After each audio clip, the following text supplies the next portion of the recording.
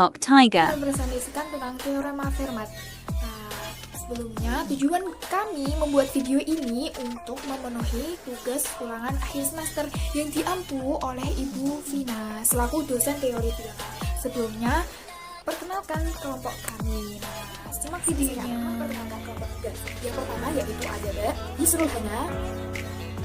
Dan yang kedua ada Mbak Siva. Dan yang ketiga ada saya sendiri. Dan yang keempat ada Yalu. Dan yang kelima ada Risa. Dan yang keenam ada Azim. Dan yang terakhir ada Afetia. Nah, sebelum kita masuk ke teorema Fermat, kita perlu tahu dulu pengertian dari teorema Fermat itu apa. Nah, teorema Fermat ini menguji keprimaan suatu bilangan bulat n dengan cara membaginya dengan sejumlah bilangan prima yang tentu kurang efektif untuk n yang besar. Karena kita harus menentukan terlebih dahulu semua bilangan prima yang lebih kecil dari yang akan ditanya itu. Terdapat metode lain yang dapat digunakan untuk menguji keprimaan suatu bilangan bulat yang dikenal dengan nama teorema Fermat ini. Nah, biasanya teorema Fermat ini disebut dengan Fermat's Little Theorem. Nah, kita masuk ke teorema 8.1. Jika FPBA dan M sama dengan 1, maka residu-residu terkecil suatu modulo M dari barisan A, 2A, sampai M, 3A, sampai M-1 kali A adalah suatu permutasi dari 1, 2, 3, sampai M-1. Buktinya, pembuktiannya. Nah, perhatikan barisan bilangan ini. A, 2A, 3A, sampai M-1 kali A. Nah, A-nya ini misalkan kita kelipatan 4 ya, berarti A-nya 4, A-nya 4, 8, 12, dan seterusnya. Kalau 5 ya berarti 5, 10, 15, dan seterusnya. Kemudian masing-masing suku ini dimodulo dengan M. Angka ini tidak boleh ada yang kongruen dengan modulo M dengan 0. Kenapa? Karena kalau misalkan dibagi M dan hasilnya itu sisanya 0, berarti di sini ada A dikali M. Nah, itu tidak boleh, tidak sesuai dengan teoremanya. Berarti ya, nah yang kita inginkan adalah kumpulan himpunan residu terkecil itu yaitu 1, 2, 3, 4, 5 sampai tidak boleh melebihi modulo M. Nah, jika modulnya 7 berarti kumpulan himpunan residu terkecilnya itu ya berarti 1, 2, 3, 4, 5, 6. Nah, intinya residu terkecilnya itu tidak boleh 0. Nah, juga tidak boleh melebihi modulo M-nya. Nah, gitu. Kemudian misalnya ini pengandaian. Kita melakukan suatu pengandaian. Misalnya ada 2 suku pada barisan pertama ini yang hasil modulo M adalah sama dengan 1 kurang dari sama dengan P kurang dari Q kurang dari M. Perhatikan bahwa P tidak sama dengan Q. Ya. Berarti gini, P-nya ini 2. Jika P-nya 2 berarti Q-nya 3, 4, 5, dan seterusnya. Kalau P-nya 3 berarti Q-nya 4, 5, 6, sampai seterusnya, dan sampai M-1. Nah, tidak boleh M, karena nanti jika sampai Q-nya M berarti kan habis membagi M ini. Nanti hasil sisanya 0, itu tidak boleh. Kemudian ini kan P. Ini kan P ini, berarti P-nya P kali A. P kali A ini dimodulo dengan M, sisanya adalah S ini. Kemudian Q-nya kita kalikan dengan A, dimodulo M, sisanya juga S. Kemudian nah, di sini dengan sifat kekongruenan ini bisa dikurang. Kita lanjut. Bisa dikurang berarti dengan sifat kekongruenan PA min QA kongruen 0 modulo M, maka PA kongruen QA modulo M ini. Kan ini min Ki A berarti pindah ruas jadinya Ki A modulo M, yang mulainya min jadi positif. Kemudian jika A dan M sama dengan 1, maka A dapat kita lenyapkan dari kekongruen itu, sehingga hasilnya P kongruen Q modulo M. Hanya jika P sama dengan Q, karena P dan Q residu terkecil dari modulo M, maka pengandaian tersebut salah. Nah, sebentar. Nah, kita ini dulu. FPBA dan M sama, jika FPBA dan M sama dengan 1, kemudian berarti dengan sifat kekongruenan, maka PA kongruen QA modulo M ini bisa dibagi. PA dan QA-nya ini kita bagi dengan A ini, kemudian yang dalam kurung modulo M-nya ini kita bagi dengan 1. Sehingga PA kongruen QA modulo M, PA-nya dibagi A, berarti tinggal P, QA dibagi A, berarti tinggal Q modulo M dibagi 1. Sisa hasil dari FPB ini, maka hasilnya adalah P kongruen Q modulo M. Nah, hanya jika P sama dengan Q, karena P dan Q residu terkecil dari modulo M, maka pengandaian tersebut salah. Mana pengandaian yang salah? Pengandaian yang salah adalah ini. Misalnya ada dua suku barisan pertama yang hasil modulo M adalah sama. Ini tidak mungkin sama karena P-nya sama dengan Q tadi. Sedangkan P dan Q-nya di sini tidak, perhatikan bahwa P dan Q tidak sama, P tidak sama dengan Q, sehingga pengandaian ini salah karena tidak mungkin dua suku pada barisan ini yang hasil modulo M-nya itu sama, tidak mungkin. Karena tadi ini didapat P sama dengan Q hanya jika P sama dengan Q. Padahal di sini P-nya tidak boleh sama dengan Q. Nah, P-nya harus lebih kecil daripada Q. Begitu. Sehingga kesimpulannya adalah barisan bilangan A, 2A, 3A sampai M-1 kali A jika masing-masing di modulo M, maka tepat satu kongruen dari 1, 2, 3 sampai M-1 dengan syarat FPBA dan M sama dengan 1. Gitu. Terima kasih. Selanjutnya akan dilanjutkan contoh soal. Oke, selanjutnya contoh dari teorema 8.1. 4 kongruen dengan 4 modulo 7. Nah, 4 di sini itu didapat dari 4 dibagi 7, hasilnya 4 dari 0 kali 7 plus 4, sisanya 4 tulis di sini. Kemudian 8 dibagi 7, sisanya 1. Kemudian 12 dibagi 7, sisanya 5. 16 dibagi 7, sisanya 2, dan seterusnya. Nah, barisan dari 4, 8, 12, 16, 20, dan 24 ini didapat dari kelipatan 4. Seperti teoremanya tadi, 4 ini dimisalkan dengan A. Tadi kan A, 2A, 3A, dan seterusnya. Nah, ini berarti 1 kali A, berarti ini A-nya 4. Kemudian ini 2 kali A, 2 kali 4, 8. Kemudian yang ketiga ini 3 kali 4, 12. 4 kali 4, 16, 5 kali 4, 20, dan 6 kali 4, 24. Nah, kenapa sampai 6 saja? Karena ini modulonya itu 7. Jadi, di sini itu 1 sampai 6 saja. Jadinya ini dikalikan sampai 6 saja. Karena modulonya 7. Nah, syarat dari teorema Fermat ini, 4 ini di FPB kan dengan 7 itu bernilai 1. Jadi FPB dari 4 dan 7 itu bernilai 1. Kemudian barisan bilangan 4, 1, 5, 2, 6, dan 3 adalah himpunan residu terkecil modulo 7. Nah, jika semua bilangan pada ruas kiri dikalikan, maka hasilnya akan kongruen modulo 7 dengan hasil kali semua bilangan pada ruas kanan. Nah, ini yang kelipatan 4 tadi, 4, 8, 12, 16, 20, dan 24 itu dikalikan semua.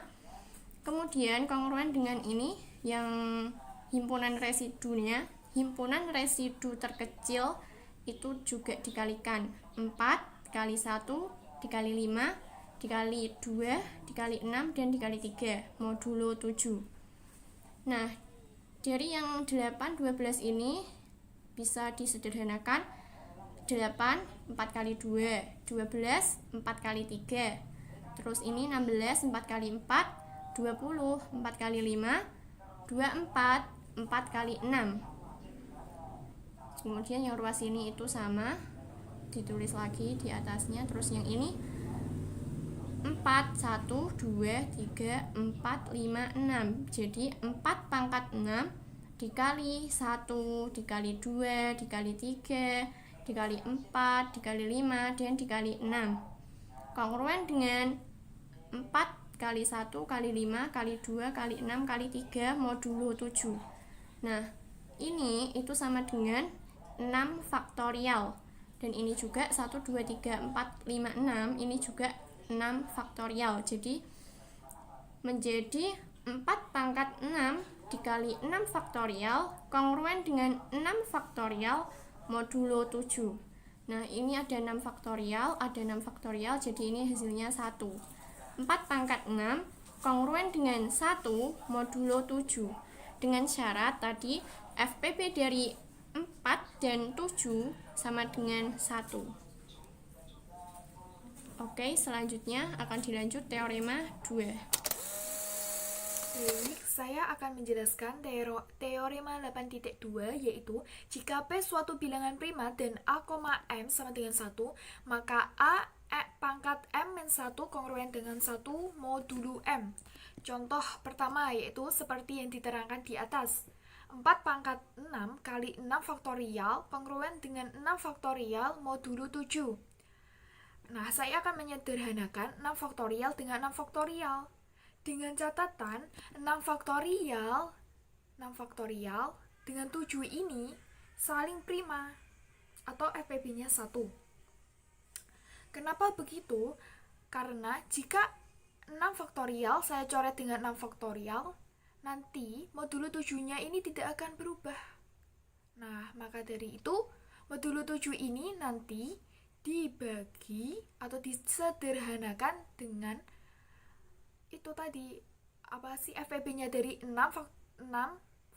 faktorial sama 7. Nah, jadi hasilnya 4 pangkat 6 kongruen dengan 1 modulo 7. Atau saya misalkan 4 ini A dan 6 pangkat 6 ini M-1 kongruen dengan 1 modulo dan M ini 7. Nah, gitu.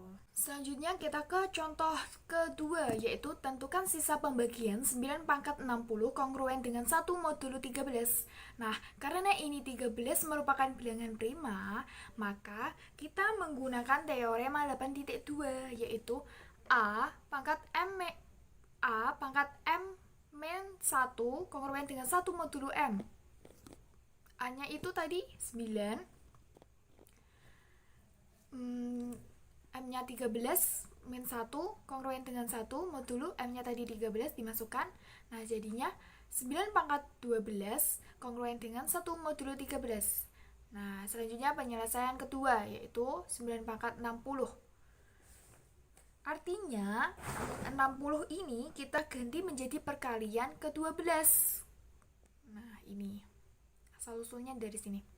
Jadinya 9 pangkat 12 kali 5 modulo 13. Jadinya 9 pangkat 60 kongruen dengan 1 pangkat 5 modulo 13. Ini sesuai dengan sifat-sifat kekongruenan atau kekongruensi.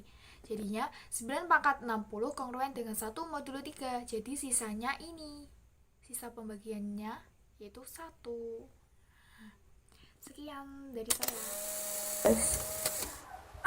Di sini saya akan menjelaskan tentang teorema 8.3, di mana teorema tersebut berbunyi jika P suatu bilangan prima, maka A pangkat P kekongruenan A modulo P untuk setiap bilangan bulat A. Teorema ini dapat kita buktikan dengan permisalan kita mengambil sembarang nilai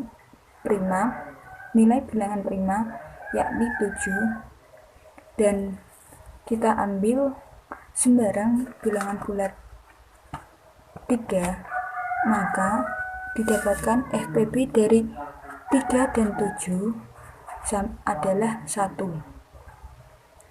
Selanjutnya, dari angka-angka tersebut kita substitusikan ke dalam teorema di atas. Kita dapatkan 3 pangkat 7 kekongruenan 3 modulo 7. Kemudian kita bagi kedua ruas dengan angka 3, maka didapatkan 3 pangkat 6 kekongruenan 1 modulo 7. Karena hasil ini sesuai dengan teorema 8.2, maka teorema 8.3 juga terbukti benar. Kemudian kita juga dapat membuktikannya menggunakan induksi matematika. Misalkan jika A sama dengan 1, maka menurut induksi matematika kita dapatkan 1 pangkat P kekongruenan 1 modulo P. Maka teorema ini terbukti benar. Jika kita ambil A sama dengan A plus 1, maka A plus 1 pangkat P kekongruenan A plus 1 modulo P dapat kita asumsikan sebagai benar. Maka menurut teorema binomial, kita dapatkan A plus 1 pangkat P kekongruenan A pangkat P plus kombinasi P dan 1 A pangkat P min 1 ditambah kombinasi P dan 2 A pangkat P min 1 ditambah selanjutnya hingga ditambah mencapai kombinasi P dan K A pangkat P min K ditambah selanjutnya nilai seterusnya hingga kita dapatkan kombinasi antara P dan P negatif K, P kurangi K, A plus 1. Kalian pasti masih ingat tentang teorema binomial kan, dimana kombinasi P dan K adalah dapat kita dapatkan dengan faktorial, yakni P faktorial per K faktorial dikali P min K faktorial sama dengan P dikali P min 1 dikali P min 2 hingga dikali P min K plus 1 dibagi 1 kali 2 hingga K. Karena P bilangan prima, maka kombinasi P dan K habis dibagi P. Berarti kombinasi P dan K sama dengan kekongruenan 0 modulo P. Untuk K lebih besar dari 1 dan lebih kecil dari P min 1. Jadi A plus P pangkat jadi A plus 1 pangkat P kekongruenan A pangkat P ditambah 0. Kenapa 0? Kita dapatkan dari kombinasi P dan K kekongruenan 0 tadi. Hingga ditambah 1 modulo P. Kita dapatkan lagi A plus 1 pangkat P kekongruenan A pangkat P plus 1 modulo P. Karena A pangkat P kekongruenan A modulo P, maka A plus 1 pangkat P kekongruenan A plus 1 modulo P terbukti benar. Selanjutnya untuk contoh akan diberikan oleh Mbak Siva. Oke, selanjutnya yakni contoh dari teorema 8.3. Tentukan sisa pembagian dari 10 pangkat 1000 dibagi 17. Penyelesaiannya diketahui 17 merupakan bilangan prima dan FPB dari 17 dan 10 sama dengan 1. Maka sesuai dengan teorema 2.6.2, maka menjadi 10 pangkat 16 kongruen 1 modulo 17.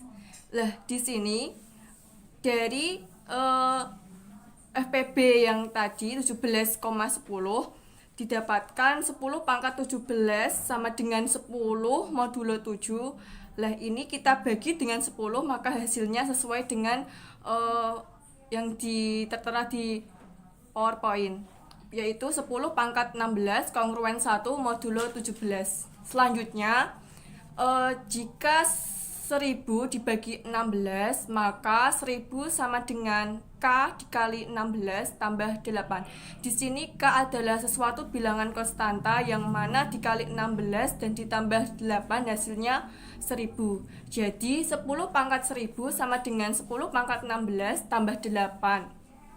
Sama dengan kita buat menjadi 10 pangkat, hasilnya 10 pangkat 1000 sama dengan 10 pangkat K kali 16 tambah 8 sama dengan 10 pangkat 1000 sama dengan, lah di sini kan K kali 16 tambah 8 ini sama saja dengan perkalian. Jadi 10 pangkat 16K dikali 10 pangkat 8.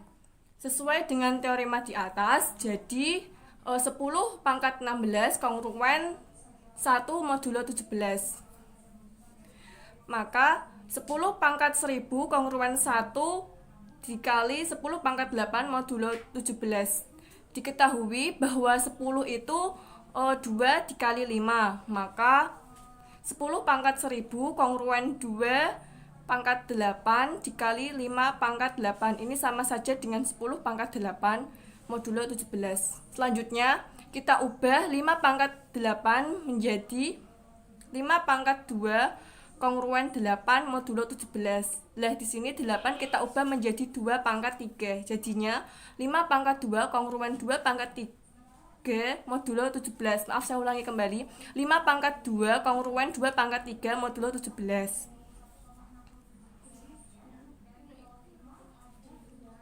Selanjutnya, dari yang tadi kita substitusikan, maka jadinya 10 pangkat 1000 kongruen 2 pangkat 8 dikali 5 pangkat, tadi kan 5 pangkat 8. Lah, di sini 8-nya kita jabarkan menjadi 2 kali 4 kan 8. Berarti jadinya 5 pangkat 2 dipangkatkan lagi 4 modulo 17. 10 pangkat 1000 kongruen dengan 2 pangkat 8 dikali 5 pangkat 2 sama saja dengan tadi 2 pangkat 3. Maka kita masukkan 2 pangkat 3 dipangkatkan lagi 4 modulo 17. Selanjutnya 10 pangkat 1000 kongruen 2 pangkat 8 kita kalikan 3 kali 4 sama dengan 2 pangkat 12 modulo 17. Selanjutnya 10 pangkat 1000 kongruen 2 pangkat 20, karena 28 tambah 12 jadinya 2 pangkat 20 modulo 17. 10 pangkat 1000 kongruen 2 pangkat 16 dikali 2 pangkat 4. Lah, itu penjabaran dari 20 ya, karena 20 tambah 4 sama dengan 16 tambah 4 sama dengan 20 modulo 17. Menurut teorema di atas, karena 2 pangkat 4 itu sama saja dengan 16, maka jadinya 2 pangkat 16 kongruen 1 modulo 7. Maka 10 pangkat 1000 kongruen 1 dikali 2 pangkat 4 modulo 17. Hasilnya 10 pangkat 1000 kongruen 1 dikali 1 10 pangkat 1 ya, itu salah dalam penulisannya. 10 pangkat 1000 kongruen 1 kali 16 modulo 17. Jadi sisa pembagiannya 10 pangkat 1000 dibagi 17 adalah 16. Terima kasih. Selanjutnya, teorema 8.4. Jika P dan Q adalah bilangan-bilangan prima yang berlainan sedemikian sehingga A pangkat P kongruen dengan A dimodulo Q dan A pangkat Q kongruen A dimodulo P, maka A pangkat P kali Q kongruen dengan A dimodulo P kali Q. Teorema ini masih berhubungan dengan teorema 8.4. Untuk lebih jelasnya, kita simak contoh soal berikut. Misalkan diketahui 2 pangkat 17 kongruen dengan 2 dimodulo 13 dan 2 pangkat 13 kongruen dengan 2 dimodulo 17. Maka apakah terbukti bahwa 2 pangkat 221 kongruen dengan 2 dimodulo 221?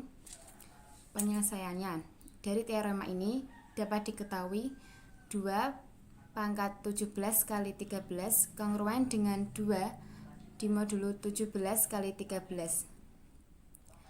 2 pangkat 221 kongruen dengan 2 dimodulo 221. Selanjutnya, kedua ruas dibagi dengan 2. Jadi, 2 pangkat 220 kongruen dengan 1 modulo 221. Karena sesuai dengan teorema 8.2 di mana A pangkat P-1 kongruen dengan 1 modulo P, maka teorema ini terbukti benar. Contoh dari teorema 8.4. Misalkan diketahui 2 pangkat 11 kongruen 2 modulo 31 dan 2 pangkat 31 kongruen 2 modulo 11, maka apakah terbukti bahwa 2 pangkat 341 kongruen 2 modulo 341? Nah, untuk penyelesaiannya, dari teorema 8.4 tadi dapat diketahui bahwa tadi 2 pangkat 341 kongruen 2 modulo 341 kita dapat rubah bentuknya menjadi 2 pangkat 11 kali 31 kongruen 2 modulo 11 kali 31.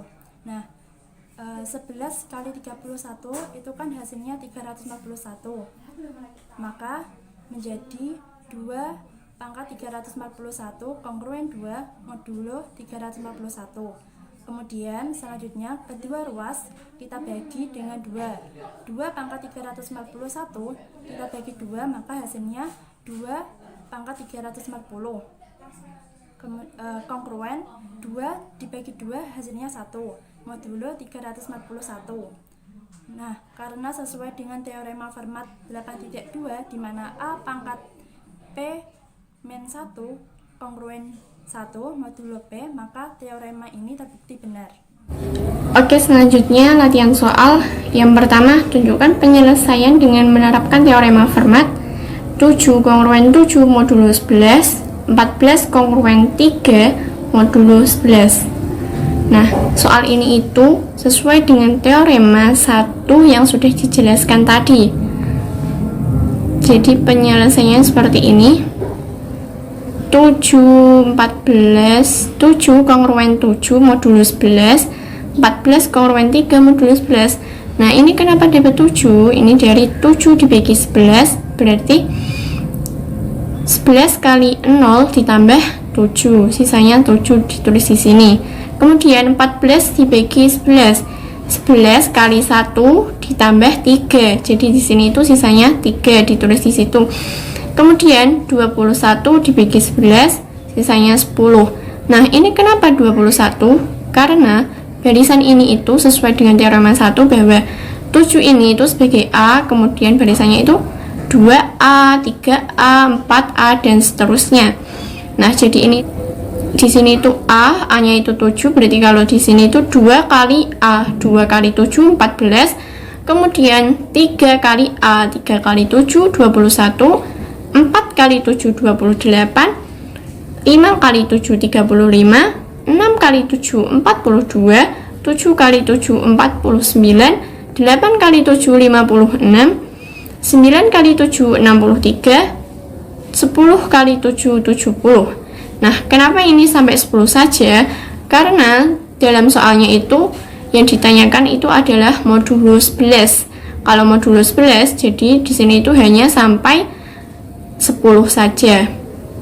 Kemudian ini 21, kemudian 28 dibagi 11, sisanya 6, 35 dibagi 11, sisanya 2, 42 dibagi 11, sisanya 9, 49 dibagi 11, sisanya 5, 56 dibagi 11, sisanya 1, 63 dibagi 11, sisanya 8, dan 70 dibagi 11, sisanya 4.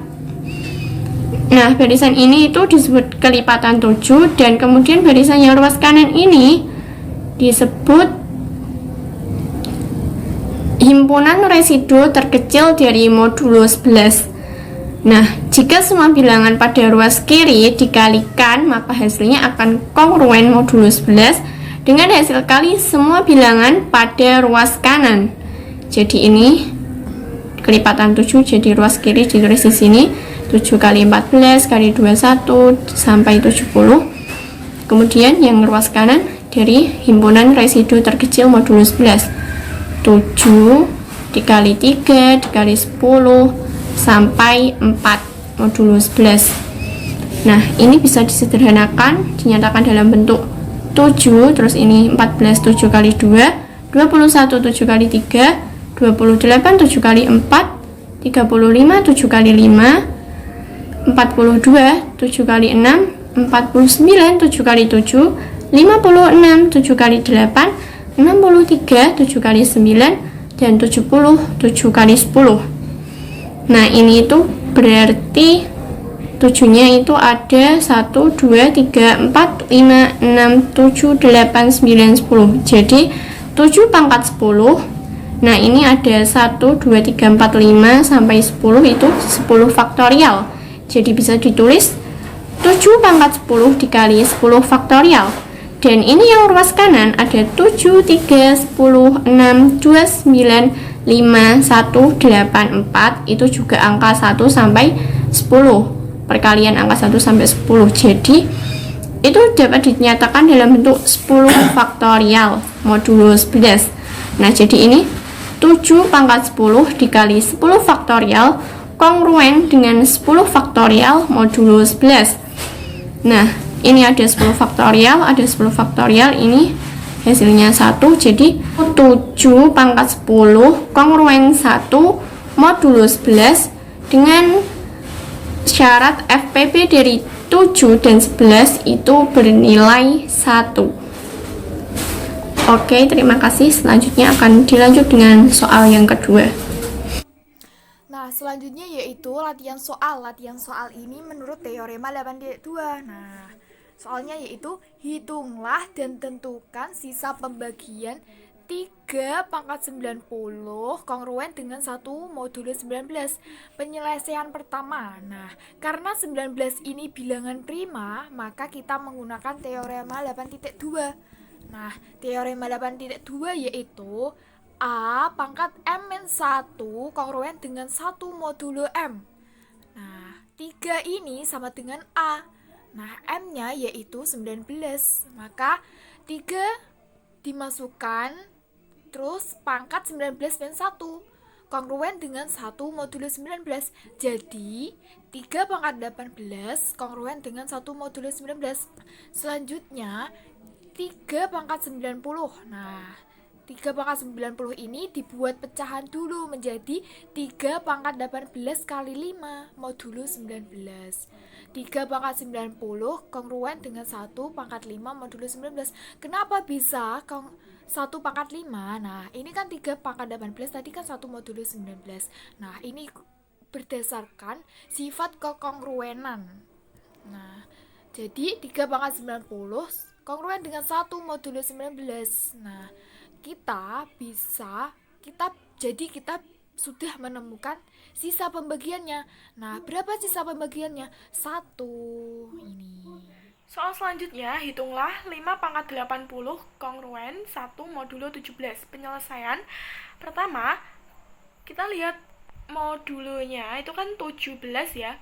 Berarti karena 17 bilangan prima, maka pakai rumus A pangkat M-1 kongruen 1 modulo 17 kan. Kemudian A pangkat M-1 berarti 5 pangkat 17 min 1 kongruen 1 modulo 17. Sehingga 5 pangkat 16 kongruen 1 modulo 17. Nah, kemudian 5 pangkat 80 itu kan sama aja dengan 16 kali 5. Nah, 5 pangkat 80 kongruen nih, 5 pangkat 80 kongruen 5 pangkat 16 kali 5 modulo 17. Nah, dengan syarat kekongruenan ini menjadi 5 pangkat 80 kongruen 1 pangkat 5 modulo 17. Sehingga 5 pangkat 80 kongruen 1 modulo 17. Karena kan 1 pangkat 5 tetap 1. Begitu.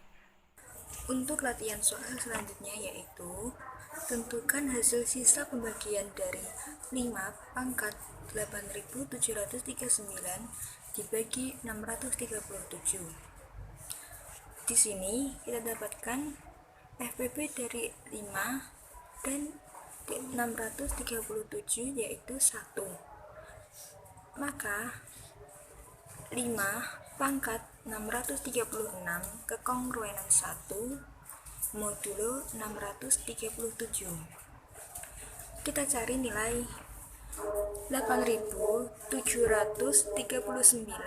yaitu sama dengan 636 dikali K plus 471.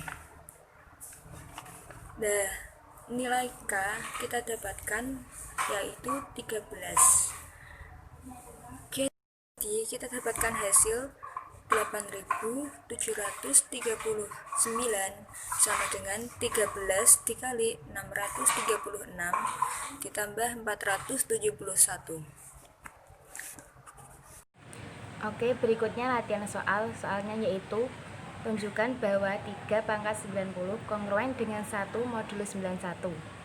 Jawabannya, karena FPP dari 3 dan 91 sama dengan 1 dan 91 dikurangi 1 sama dengan 90, maka 3 pangkat 90 kongruen dengan 1 modulo 91. Jadi terbukti benar sesuai dengan teorema 8.2 yang berbunyi A pangkat M-1 kongruen dengan 1 modulo M. Oke, sekian dari presentasi kelompok kami. Apabila ada kekurangan atau kesalahan, kami mohon maaf. Wabillahi taufiq wal hidayah. Wassalamualaikum warahmatullahi wabarakatuh.